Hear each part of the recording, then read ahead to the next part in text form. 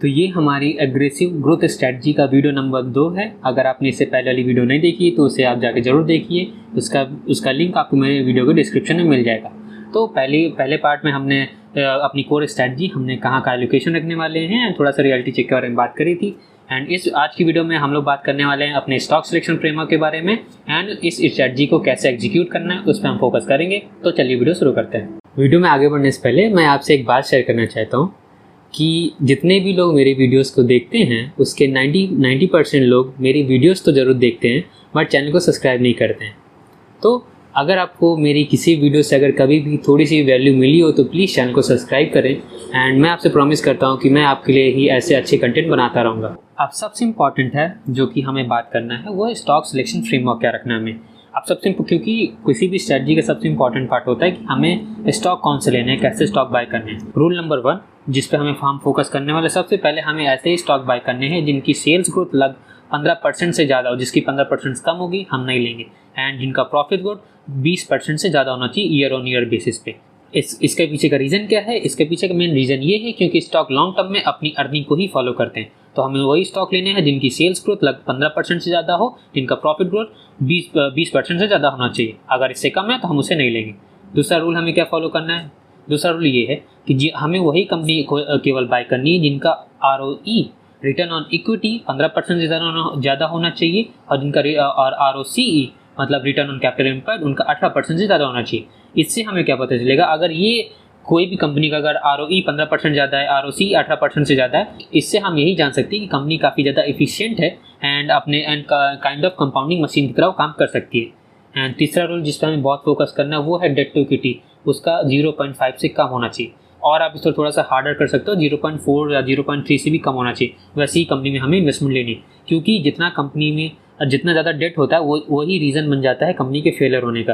Majority जितनी भी company fail होती है वो अपने डेट की वजह से होती है। तो हमें ऐसी कंपनी लेनी जिसमें ग्रोथ तो बहुत आ रही है लेकिन उसमें डेट बहुत कम होना चाहिए।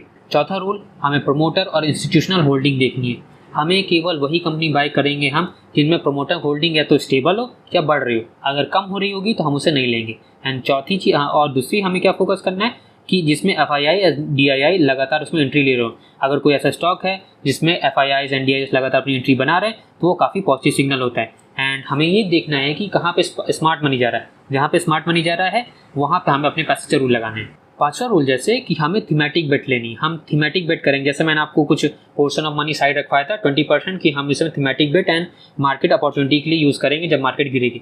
तो हमें थीमेटिक बेट लेना है। जैसे हम मैन्युफैक्चरिंग सेक्टर में इन्वेस्टमेंट कर सकते हैं, रिन्यूएबल एनर्जी में इन्वेस्टमेंट कर सकते हैं, डिफेंस में कर सकते हैं, रेलवेज में, डिजिटल इंफ्रा में हम कर सकते। इन सारे सेक्टर में हम अपनी इन्वेस्टमेंट कर सकते हैं क्योंकि ये सारे सेक्टर इंडिया के ग्रोथ के बैकबोन है। अगर इंडिया को ग्रोथ करना है तो इन सेक्टर को ग्रोथ होना होगा। तो हमें क्या करना है? हमें इन सेक्टर को आइडेंटिफाई करना है कि इनमें से कौन से सेक्टर में ज़्यादा ग्रोथ आने वाली है और इसमें कुछ पोर्शन ऑफ पोर्टफोलियो हमें लगाना है। हमें पूरा भी नहीं लगाना है, हमें ज़्यादा से ज़्यादा 5 से 7% अपने पोर्टफोलियो का थीमेटिक बेट में रखना है। ये नहीं कि हम अपना 50% पोर्टफोलियो सिर्फ थीमेटिक बेट में करते हैं, ऐसा नहीं। क्योंकि थीमेटिक बेट रिस्की होती है। कभी कभी होता है कि हमसे गलती हो जाए, हम ऐसे थीम में इन्वेस्टमेंट कर दें जिसमें अगले 5 साल 10 साल कुछ इन्वेस्टमेंट ही ना है, कुछ ग्रोथ ही ना है, क्योंकि फ्यूचर किसी ने प्रेडिक्ट नहीं कर रखा।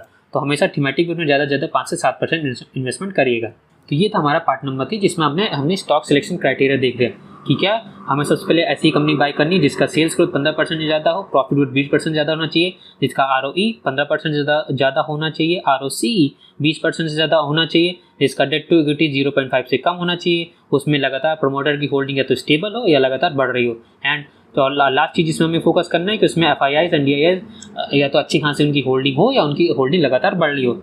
एंड पांचवी चीज़, हमें थीमेटिक बेट लेनी है, ऐसे थीम्स में इन्वेस्टमेंट करनी है जिनमें अच्छे खासे लेवल पे ग्रोथ आने वाली है। तो अब हमारे वीडियो का ये पार्ट नंबर 4 है जिसमें हम एग्जीक्यूशन में फोकस करने वाले हैं कि जितनी भी चीज़ें मैंने अभी आपको बताई हैं उन चीज़ों को हम कैसे एग्जीक्यूट करने वाले हैं। देखिए एक चीज़ आपको बताता हूँ, सिर्फ स्टॉक लेना केवल पूरा गेम नहीं होता, हमें एग्जीक्यूशन उससे ज़्यादा इंपॉर्टेंट रोल प्ले करता है।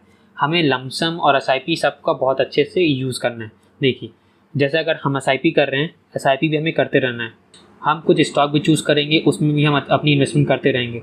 SIP क्यों जाने देंगे कि इससे हमारा रेगुलर एक मनी बिल्डअप होता रहे, अच्छी खासी इन्वेस्टमेंट होती रहे।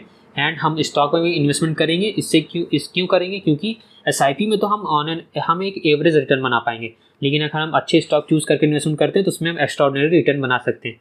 हमें लमसम के लिए पैसे बचा के रखने, क्यों? क्योंकि लमसम जब मार्केट करेक्ट हो तो आपको लमसम करना चाहिए। उससे क्या होगा, आप ज़्यादा यूनिट बाय करोगे, ज़्यादा यूनिट बाय करोगे तो लॉन्ग टर्म में आपकी ग्रोथ बहुत अच्छी हो जाती है, आपके रिटर्न बहुत अच्छे बनते हैं। एक चीज़ आपको बताता हूँ, आपको यहाँ पे पिरामिड बाइंग स्ट्रक्चर आपको फॉलो करना है। इसमें क्या होता है, अगर कोई स्टॉक ऊपर जा रहा हो, ठीक है, उसमें आपको मोमेंटम दिख रहा तो आप उसमें अपने पोर्टफोलियो में ऐड करिए। इससे क्या होगा, थोड़ा हमें मोमेंटम बेट लेनी है। एंड ब्लाइंडली डाउनवर्ड एवरेजिंग बिल्कुल नहीं करना है कि कोई भी स्टॉक है बस नीचे जा रहा है तो हम उसे एवरेज करते जा रहे हैं। अगर कोई ऐसा स्टॉक है जिसके नंबर्स बहुत अच्छे हैं, जिसकी प्रॉफिट ग्रोथ बहुत अच्छा है, सेल्स बहुत अच्छे हैं, उसकी बैलेंस शीट बहुत स्ट्रांग है, एंड बस मार्केट कंडीशन की वजह से वो नीचे गिर रहा है, तो उसमें ऐसे स्टॉक में आपको जरूर इन्वेस्टमेंट लेनी चाहिए। एंड वीडियो का सबसे आखिरी पार्ट है एंड सबसे इंपॉर्टेंट पार्ट है एग्जिट स्ट्रेटजी। मतलब हमें कब कोई भी स्टॉक बेचना है, कब कोई भी म्यूचुअल फंड बेचना है, ये सबसे इंपॉर्टेंट होता है। हमें ऐसे रिटर्न लाने के लिए सिर्फ एक स्टॉक को बाय करके उसे पकड़ के नहीं बैठना है। अगर मानिए हमने बहुत रिसर्च करी, हमने स्टॉक को चूज़ किया, बहुत अच्छा स्टॉक चूज़ किया, लेकिन फ्यूचर किसी ने देखा, कुछ ऐसी कंडीशन हो जाए जिसकी वजह उस स्टॉक में उतनी ग्रोथ ना आए, तो हमें किसी भी स्टॉक को इतना लाइफ टाइम होल्ड करके बैठने की जरूरत नहीं, हमें उसे बेच के उससे भी अच्छे स्टॉक को बाय करना चाहिए। तो क्या करना है, हमें किसी भी स्टॉक को तभी बेचना है जब उसकी ग्रोथ स्लो हो जाए या उसकी वैल्यूएशन बहुत ज़्यादा हाई हो जाए। हमें प्रॉफिट बुकिंग भी करनी है। मानिए हमने कोई स्टॉक बाय किया, तब उसका P 30 था एंड हमारे लेने के 2 साल बाद उसका P 200 पहुंच गया, तो अब यहाँ पे हमें उसे होल्ड करके बैठने की जरूरत नहीं। हमें उसे पूरा तो नहीं बेचना चाहिए, लेकिन हमें उसके कुछ पोर्शन बेच के अपने प्रॉफिट बुकिंग करनी चाहिए एंड वो पैसा हमें दूसरे स्टॉक में या म्यूचुअल फंड में लगा देना चाहिए। क्योंकि एक बात याद रखिएगा, सिर्फ इन्वेस्टमेंट का मतलब ये नहीं है कि सिर्फ बाय करो एंड होल्ड करके बैठ जाओ। आपको बाइंग एंड होल्ड करना है, लेकिन आपको धीरे धीरे आप प्रॉफिट बुकिंग भी करते रहना है। एज अ डिस्क्लेमर आपको बता दूं, ये 20+ CAGR बेसिस पर ग्रोथ लाना बहुत ईजी नहीं है, ये थोड़ा सा रिस्की है। एंड जितनी भी चीज़ें मैंने बताई, अगर आप इसे रेगुलर बेसिस पे करोगे and regular basis market study कर रहे हो, तभी आप कर पाओगे। अगर आप कोई सैलरीड इंडिविजुअल हो तब आप ये चीज़ें नहीं कर सकते। यानी मैं टोटली मानता हूँ कि ये एक वैलिड पॉइंट भी कि आप नहीं कर पाओगे, इतना टाइम नहीं है। इतनी रिसर्च करने के लिए बहुत ज़्यादा मार्केट में टाइम देना पड़ता है। तो अगर आप नहीं दे सकते तो सिंपल अपनी SIP चलने दीजिए। लेकिन अगर आप थोड़ा सा टाइम दे सकते हो, 1-2 घंटे अगर आप दिन में बिता सकते हो मार्केट में, तो आपको ऐसे ये स्ट्रेटजी जरूर फॉलो करनी चाहिए। मैंने कोई आपको एक रॉकेट साइंस नहीं बताई, मैंने बस आपको क्या बताया, आप म्यूचुअल फंड कर रहे हो तो SIP करते रहो, लेकिन लमसम में अच्छे खासे करो, थीमेटिक बेट लो। अगर आप स्टॉक में नहीं ले सकते तो म्यूचुअल फंड में थीमेटिक बेट ले लीजिए। हमेशा एग्जिट स्ट्रेटजी का जरूर ध्यान रखिएगा। अगर कोई स्टॉक ले रखा है, उसकी ग्रोथ स्लो हो जाए तो बेच दीजिए। अगर उसके फंडामेंटल कमजोर होने लगे तो आपको उसे बेच देना चाहिए। एंड रिस्क का हमेशा ध्यान रखिएगा। तो अगर 20% से ज़्यादा की XIR ग्रोथ चाहिए तो वॉलेटिलिटी भी बहुत आएगी, अप्स एंड डाउन बहुत आने वाले हैं। 20%, 30%, 40% आपके पोर्टफोलियो में अपवर्ड एंड डाउनवर्ड मूवमेंट बहुत ईजी रहेगी एंड आप पे इमोशनल प्रेशर बहुत रहेगा। एंड एक बात ध्यान रखिएगा, जो स्मॉल कैप फंड्स होते हैं, स्मॉल कैप स्टॉक होते हैं, वो एक साल में 40-40, 50-50% भी गिर जाते हैं।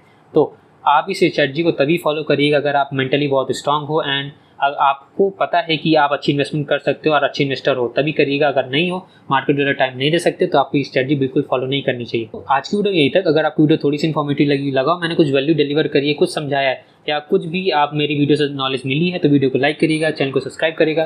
तब तक ले दिस डंग सिंह साइनिंग ऑफ, बाय। अगर आपको मेरी ये वाली वीडियो पसंद आई है तो आपको मेरी ये वाली वीडियो ज़रूर पसंद आएगी।